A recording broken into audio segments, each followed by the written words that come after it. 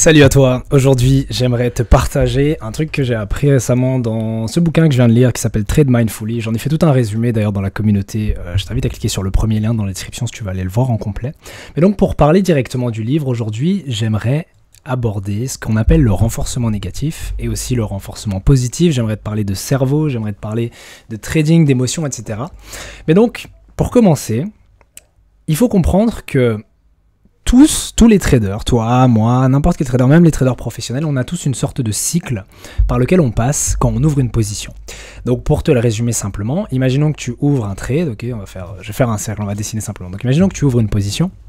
À ce moment-là, du coup, le trade peut faire tout un tas de choses, soit il va dans ton sens, soit il va contre toi, peu importe, qu'il aille dans ton sens ou pas, il va souvent y avoir une sorte de réaction émotionnelle. Imaginons, je vais te donner deux exemples concrets. Donc tu ouvres une position et le trade va un peu dans ton sens. Jusque-là, c'est quelque chose de chouette, de positif, sauf que tu commences à douter de toi et à te demander si le prix peut vraiment continuer dans ta direction, tu hésites à garder ta position ouverte, tu te demandes si tu dois pas prendre tes profits, etc. Ça, c'est une première réaction possible. Il y a une sorte de réponse au stress, tu vas commencer à ressentir ce que la plupart des traders appellent le stress, et donc cette réponse est activée. Autre possibilité, tu ouvres une position, et puis automatiquement, donc imaginons que ça c'est ta position, tu ouvres une position, donc ça c'était le marché, il trade, tu ouvres ta position et tu te retrouves en drawdown dès que tu l'as ouverte. Et tu commences à paniquer parce que tu te dis, mince, est-ce que j'avais raison, est-ce que c'était le bon moment pour entrer, etc., etc. Et du coup, de nouveau, tu as une sorte de réponse de stress qui est activée. Donc, que ce soit un scénario positif ou négatif, peu importe le scénario qui se passe sur les marchés, on a tendance à avoir une réponse, comme je l'ai dit, une fois qu'une position est ouverte, de stress. Okay, donc je vais mettre stress. On a tendance à avoir une réponse de stress. Et alors après ça, il peut se passer tout un tas de choses. Donc notre réponse est activée. Et de là, soit pour la faire simple, on a la bonne réaction. Et donc imaginons, on prend le premier scénario où du coup le prix va dans ton sens. Et tu respectes ton plan, tu fais confiance en ta stratégie, tu sais que le prix a encore le potentiel pour s'apprécier, etc.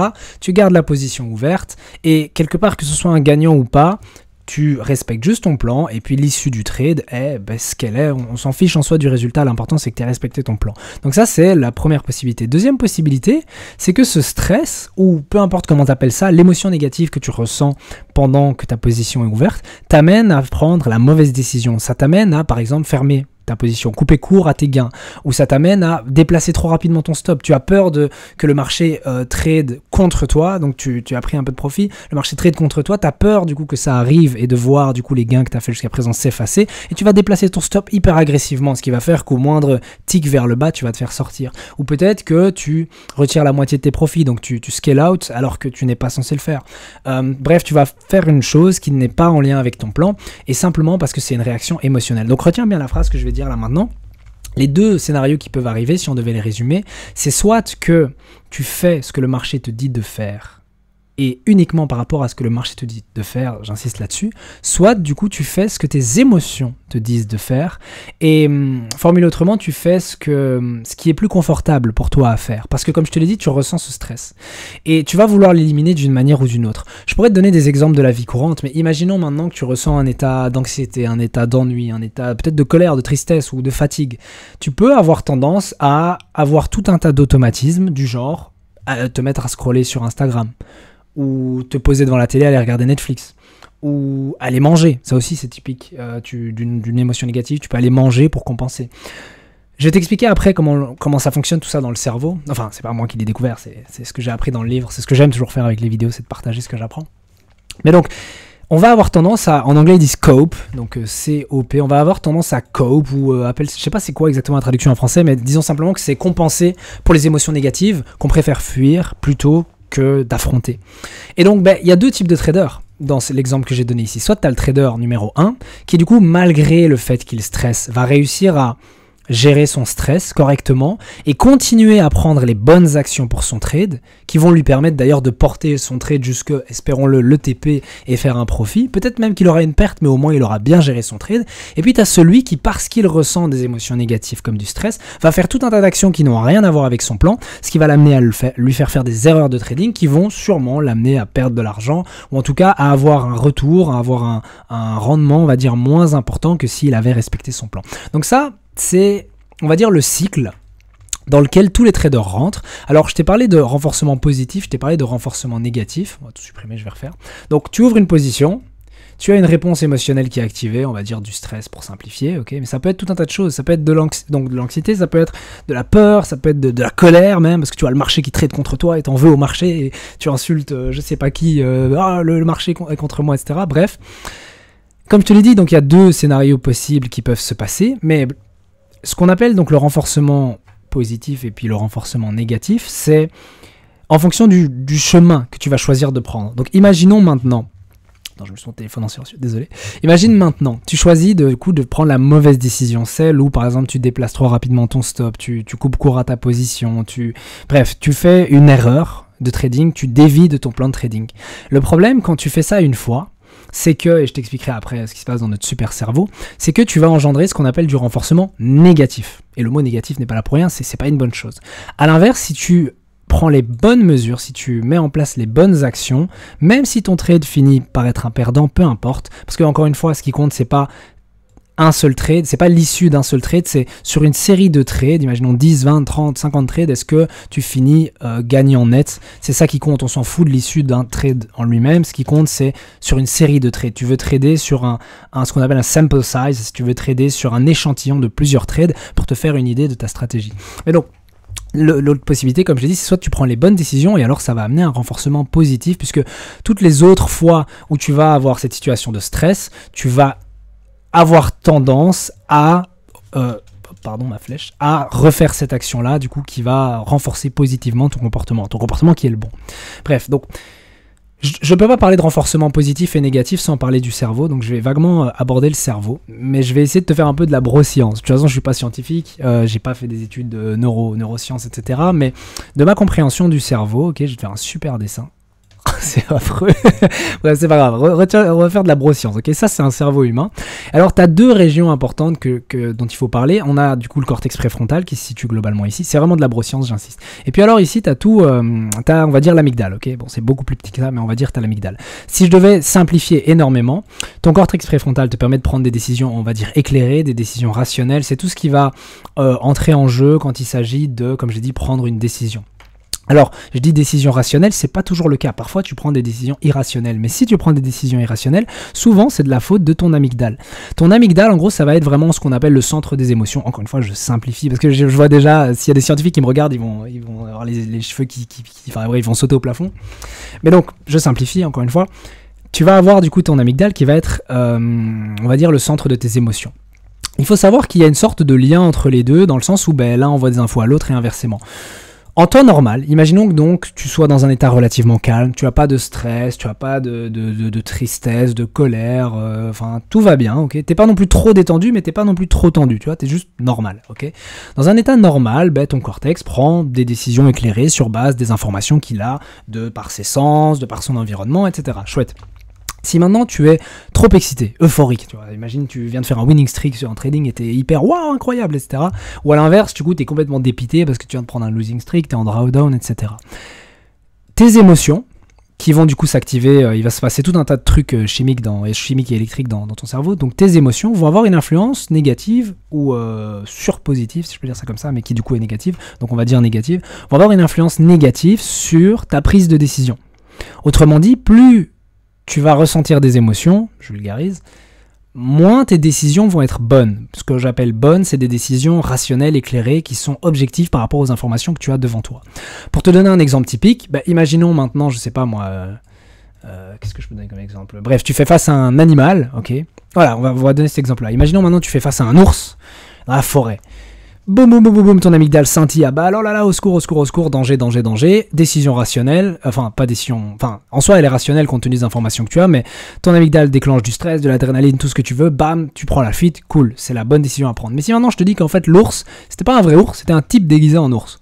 Et au début, tu le vois pas, tu paniques, donc ton amygdale, elle explose, et puis tu te rends compte en fait, ah mais non mais attends, c'est un humain le gars, tu vois, parce qu'il te fait hey, salut, tu vois, et tu vois, tu te dis un ours qui parle, c'est pas possible. Bref, tu comprends que c'est un mec déguisé en ours. Et à ce moment-là, ton amygdale, elle efface toutes tes émotions, et tu prends une décision rationnelle par rapport à la situation qui se présente devant toi, c'est-à-dire oui, il y avait un ours, mais en réalité, c'est un faux ours, c'est un déguisement d'ours, et donc il n'y a rien à craindre, et donc ma décision c'est je vais pas me barrer en courant, parce que c'est un mec, c'est pas un ours, ok. Bon, même si tu croises un mec déguisé en ours dans la forêt... Faut mieux te barrer. Mais bref, c'était un exemple. Mais donc retiens simplement que donc tu as ton cortex préfrontal qui est responsable de toutes les décisions que tu vas prendre entre guillemets dans ta vie, et puis tu as ton amygdale qui est responsable de tes émotions. Pour en revenir au renforcement négatif et positif. Je t'ai parlé du stress tantôt, ok? Tu ouvres une position, tu ressens du stress, d'accord? Et deux possibilités s'ouvrent à toi, soit tu prends la bonne décision ou la mauvaise. Je ne parle pas de l'issue du trade, ça on s'en fiche, encore une fois, c'est juste est-ce que tu respectes ton plan ou pas. Imaginons du coup que tu prennes la mauvaise décision. Je vais mettre une croix, tadam, tu prends la mauvaise décision. Ce qui va se passer, c'est que pourquoi tu as pris la mauvaise décision? C'est parce que tu as ressenti du stress, ok? Je pourrais même le mettre en rouge. Donc tu as ressenti énormément de stress dans ton cerveau, on pourrait même peindre ça comme ça. Tu as ressenti énormément de stress qui t'a amené du coup à avoir, entre guillemets, moins accès à ta partie rationnelle du cerveau. Tu as pris une décision impulsive qui était basée sur tes émotions et non plus sur ton cortex. Enfin, même si c'est le cortex qui prend la décision, mais il a été trompé, si je peux dire ça comme ça, par tes émotions, par ton amygdale. Et à ce moment-là, tu as pris la mauvaise décision. Le problème, c'est que le cerveau, et comment ça fonctionne, tu le sais sûrement, c'est un énorme câblage de neurones, on va dire c'est des chemins, c'est des circuits électriques. Ce qu'il faut bien comprendre, si je te donne une métaphore, c'est que le cerveau, c'est comme une forêt, ok? Donc imagine une forêt, on va prendre une vue aérienne, ok? Donc toi t'arrives, donc ça c'est le bord de la forêt et tout ça c'est la forêt. Tu rentres dans la forêt et puis les forêts souvent il y a des sentiers, tu vois, t'as tout un tas de sentiers et du coup tu avances et tu te balades par là et puis une autre fois tu vas par là, etc. Bref, chaque chemin c'est une sorte de schéma de comportement dans ton cerveau, si je simplifie encore une fois. Donc imaginons que lorsque à chaque fois que un problème courant en trading, par exemple, c'est les gens qui coupent court à leurs gagnants. Okay, donc, tu ouvres une position, le trade va un peu dans ta position, et tu as peur de rendre tes profits au marché, dans le sens où si maintenant le prix joue contre toi et tu perds tes profits et tu n'as pas envie de prendre une perte. Donc, ce qui se passe souvent, c'est que les gens sont un petit peu en profit et ils coupent court à leur position, et au lieu d'avoir des beaux profits de 2, 3, 4, 5 R et plus, ils ont genre 1 R de profit, mais le problème, c'est qu'alors le ratio risque-récompense, il est de 1-1, le risk to reward. Et sur le long terme, ça peut être viable, ça dépend de ta stratégie, mais c'est pas idéal. En tout cas, pour la plupart des stratégies, c'est pas idéal. On va chercher du 1, 2, 1, 3 et plus, ok? Donc, c'est un gros problème en trading si tu coupes court à tes gagnants, et inversement, si tu laisses tourner tes pertes, c'est aussi un problème. Mais là, je parle du fait de couper court à tes gagnants. Ce qui va se passer, en fait, imaginons que tu fasses ça une fois. Donc, tu coupes court à tes gagnants, tu refais ça une deuxième fois, troisième fois, quatrième fois, et tu répètes ce schéma. Ce que tu vas faire, en fait, c'est que tu vas renforcer le chemin neuronal qui t'amène justement à prendre ces décisions, qui t'amène à avoir ce mauvais comportement, ce comportement destructeur en fait en trading, de couper court à tes gagnants.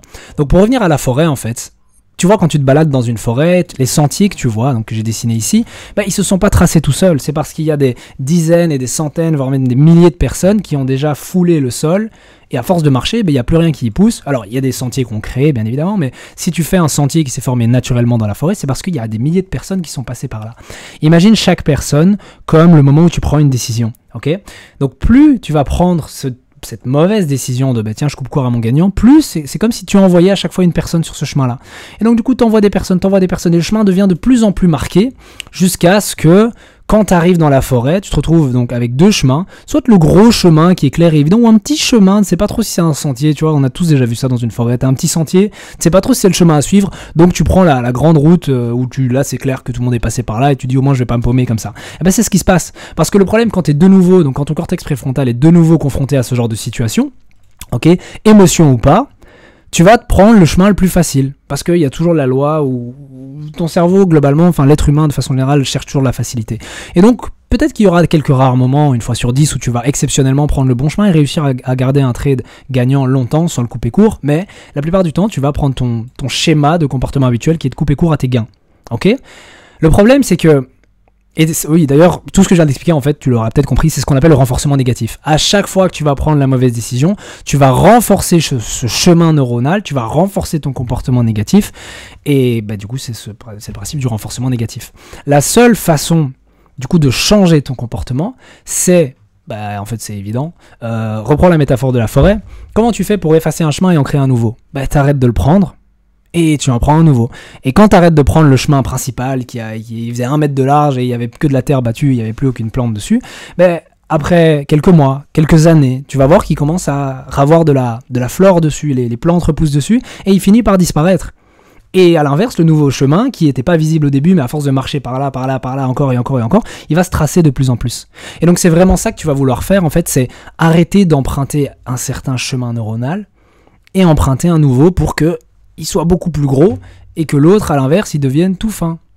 et voire même inexistant. Bon, il sera jamais vraiment inexistant, mais le but c'est qu'il y ait plus d'énergie, entre guillemets, dans, bon je te passe les détails de la science, mais que en tout cas, le courant électrique, si on veut, passe plus facilement par ce chemin-là, comme ça, sur 10 situations, ok, 1, 2, 3, 4, 5, bref, sur 10 situations, 9 fois sur 10, tu vas instinctivement prendre ce chemin-là. 9 fois sur 10, au lieu de, quand tu as du stress face à ce trade, tu te dises « Ah, j'ai envie de couper court à mon trade, enfin, je me sens devoir couper court à mon trade », à la place, tu vas instinctivement te dire « Non, je sais, c'est normal, je comprends ces émotions-là, j'ai l'habitude, mais je dois garder ma position parce que je respecte mon plan. » Et puis parfois, tu vas dévier parce que exceptionnellement ce jour-là, tu es dans un état émotionnel très fort et donc malheureusement, c'est tes émotions qui vont l'emporter, mais sinon, le reste du temps, tu vas prendre la bonne décision.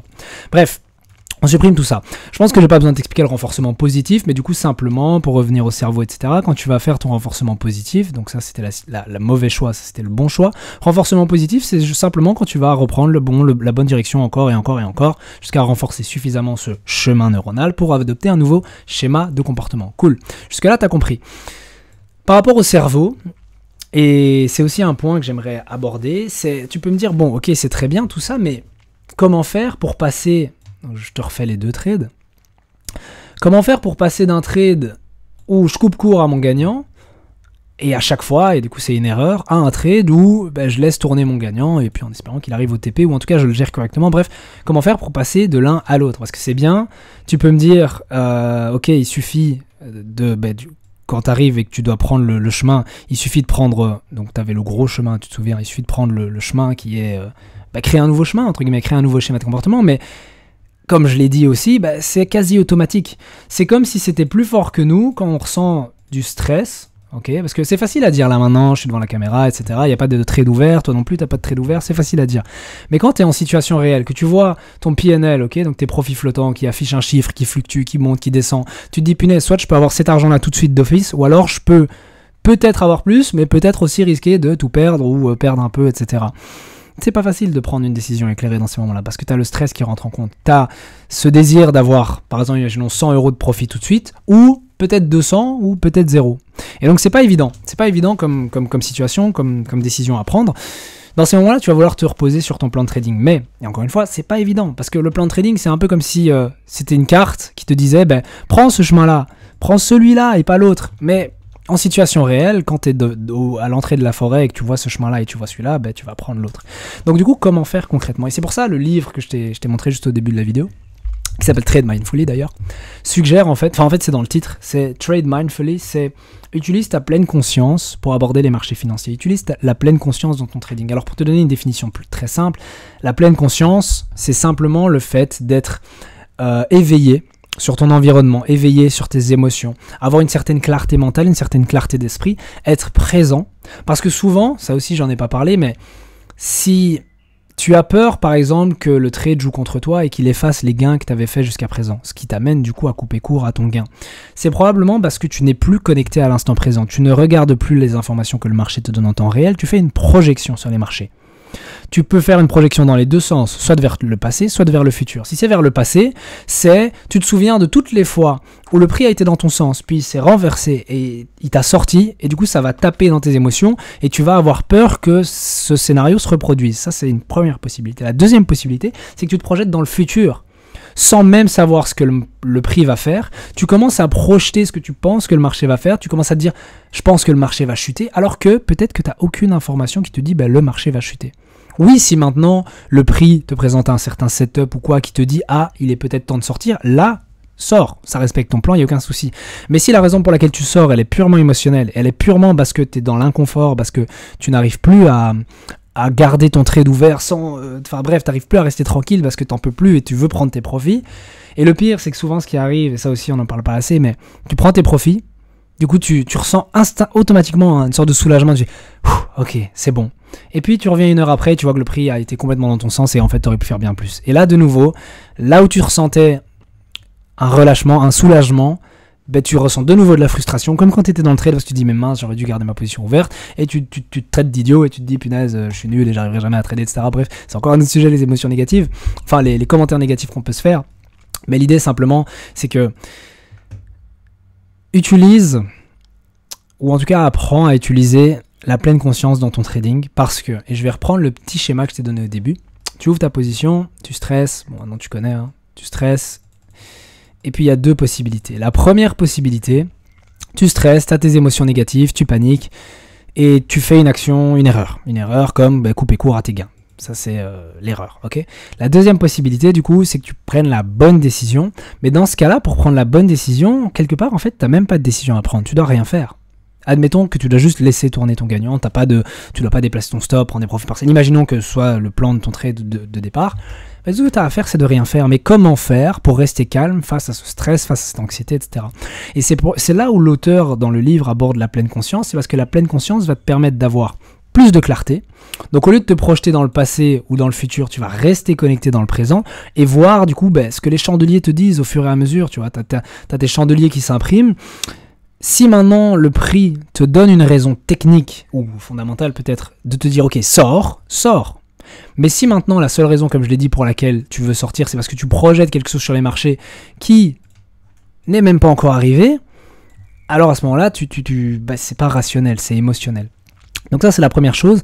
La pleine conscience, donc le mindfulness, comme on le dit en anglais, va te permettre d'être vraiment connecté à l'instant présent. La deuxième chose aussi, c'est qu'il va te permettre, et ça c'est très très important, de faire ce qu'on appelle de la diffusion. Je ne sais pas s'il y a un mot en français pour ça, mais l'auteur parle aussi de, c'est super dur d'écrire avec la souris, de fusion et de diffusion. Ok, c'est illisible. De fusion et de diffusion, ok? Pour la faire simple, la fusion, c'est quand tu t'associes à tes pensées. Par exemple, au lieu de dire je ressens du stress, tu vas te dire je suis stressé. Alors tu vas me dire mais c'est quoi la différence? Je ressens du stress, je suis stressé, c'est à peu près la même chose. Pour te l'expliquer, je vais peut-être expliquer ce que c'est la diffusion. La diffusion, c'est quand tu acceptes tes émotions, tes pensées en tant qu'observateur. Tu ne vas pas t'identifier à elles, tu ne vas pas t'associer à elles. Pour te donner un autre exemple qui peut-être te parlera plus, est-ce que quand tu perds un trade, tu te considères comme un perdant? Peut-être que ta réponse sera oui, peut-être qu'elle sera non, mais l'idéal, en tout cas quand on parle de pleine conscience, c'est que la réponse soit non.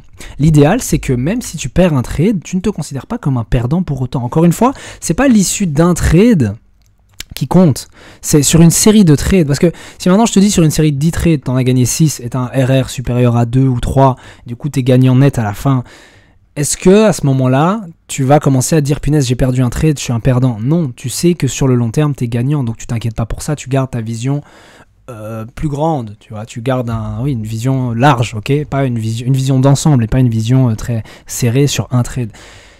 Et pourtant, quand on a des émotions, que ce soit de la tristesse, de la colère, du stress, etc., on a tendance à s'identifier à ces émotions, on a tendance à s'associer à elles et à se dire tiens, je ressens de la fatigue, donc je suis fatigué. Bon, alors là, je vais peut-être pas parler de ça parce que sinon les gens vont dire bah oui, tu ressens de la fatigue, t'es fatigué. C'est peut-être un peu trop abstrait à ce moment-là. Je vais garder l'exemple du trade, mais disons simplement que est-ce que parce que tu perds un trade, tu es un perdant? Non. Tous les traders perdent de l'argent, tous les traders perdent des trades, c'est inévitable. Inévitable. Pourtant, il y a des traders rentables et des traders non rentables. Les traders rentables, on va les appeler des gagnants, parce qu'ils réussissent en trading, ils sont rentables. Les traders qui ne gagnent pas d'argent, eux, on pourrait éventuellement les appeler des perdants, parce qu'ils perdent de l'argent. Mais c'est sur le long terme, c'est sur plusieurs trades. Et donc, tout comme sur un trade, tu ne vas pas te considérer comme un perdant, ok, compulsif, parce que tu vas regarder sur une série de trades, tes émotions, c'est la même chose. C'est pas parce que là, maintenant, tu ressens du stress que tu es stressé, c'est pas parce que là, maintenant, tu ressens, je sais pas moi, de la tristesse, que tu es une personne triste. Voilà, on pourrait le dire comme ça. Ce n'est pas parce que tu ressens de la tristesse à un moment précis dans le temps, imaginons, je sais pas moi, aujourd'hui, ce soir, tu ressens de la tristesse, c'est pas parce que tu ressens de la tristesse là, maintenant, que tu es une personne triste dans l'ensemble. Parce que peut-être que les 30 prochains jours, tu ne ressentiras pas une seule goutte de tristesse. Donc à ce moment-là, tu ne peux pas dire que tu es une personne triste. Une personne triste, c'est peut-être quelqu'un qui est en grosse déprime et ça fait des mois qu'elle est triste, tous les jours, tout le temps. Ok, à ce moment-là, voilà, tout comme le trader qui perd tous ses trades, il a 10 perdants consécutifs, 20 perdants, 30 perdants. Oui, ok, là c'est peut-être un perdant, il faut qu'il mette en place quelque chose pour arrêter de perdre tous ses trades. Mais pour ce qui est de la personne qui perd un seul trade, et puis peut-être l'autre c'est un gagnant, perdant, gagnant, perdant, gagnant, etc. C'est pas nécessairement un perdant. Et donc, la diffusion, pour en revenir à ça, parce que c'est ce dont je parlais, la diffusion, ça va vraiment être ce truc où tu ne t'identifies pas à tes pensées. Pourquoi c'est hyper important? Parce que la seule raison pour laquelle, quand tu ressens une émotion, tu te sens obligé d'agir, c'est parce que tu t'associes à ces émotions. Même chose avec les pensées. La seule raison pour laquelle tu t'associes à une pensée, tu passes à l'action après, c'est parce que tu t'associes à cette pensée. Un autre exemple qui me vient à l'esprit là maintenant, c'est par exemple, j'ai faim. c'est, ok, mon corps ressent de la faim, est-ce que pour autant ça veut dire que je dois absolument aller manger là, maintenant, tout de suite? Non. En vrai, c'est un bon exemple. À chaque fois que tu ressens une émotion négative en trading, demande-toi si ça vient de ton cortex préfrontal qui a analysé les données, qui a analysé l'action des prix et qui te dit, ok, là maintenant il est temps de sortir, ça respecte mon plan et ma stratégie, ou est-ce que ça vient pas du centre de ton cerveau, ton amygdale, qui te dit, ah, c'est mes émotions, etc. Donc par exemple, pour reprendre l'exemple de la faim, est-ce que si maintenant tu ressens de la faim, c'est juste ton corps qui peut-être se met à gargouiller un peu plus tôt que prévu, tu sais, genre il est 11 heures, c'est pas encore midi, bon tu peux attendre encore une heure, ou est-ce que c'est vraiment ton corps qui t'envoie le signal de ah tiens, il est midi, il commence à être l'heure de manger, je vais aller faire à manger, je vais manger. Et donc applique ça au trading, vraiment l'idée c'est de te dire est-ce que maintenant ce que je ressens, si maintenant je ressens une émotion négative, je panique, etc.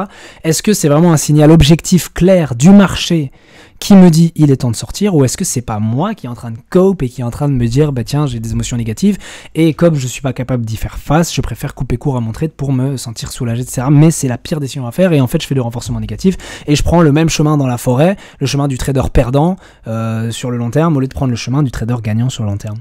Et vraiment garde cette métaphore à l'esprit. Est-ce que ton corps a vraiment faim et il est l'heure de manger, ou est-ce que juste c'est de la gourmandise et il n'est pas encore l'heure de manger?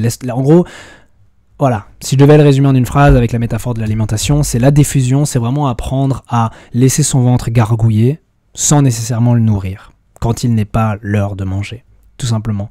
Et donc en trading, c'est la même chose, c'est apprendre à observer ses émotions, son stress, son inconfort, parce qu'on est dans un trade où on a peur de ce qui peut se passer, c'est apprendre à observer ce sentiment d'inconfort sans nécessairement être rappelé à agir, sans nécessairement avoir la compulsion de couper court à notre gagnant, et simplement laisser le trade se jouer, laisser les probabilités se jouer, respecter notre plan de trading, ne pas en dévier, etc. Bref, je pense que j'ai un peu fait le tour. Il y a encore énormément de choses à partager, vraiment, il y a encore énormément de choses que j'aimerais te partager parce que ce livre était vraiment incroyable. Mais je vais m'arrêter là parce que sinon on va encore faire une vidéo d'1 heure comme la dernière fois.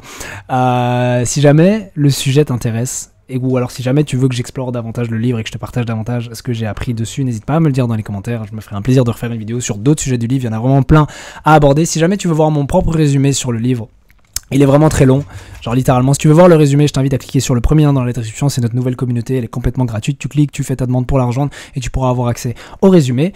Et sur ce, c'était Dorian et on se dit à la prochaine.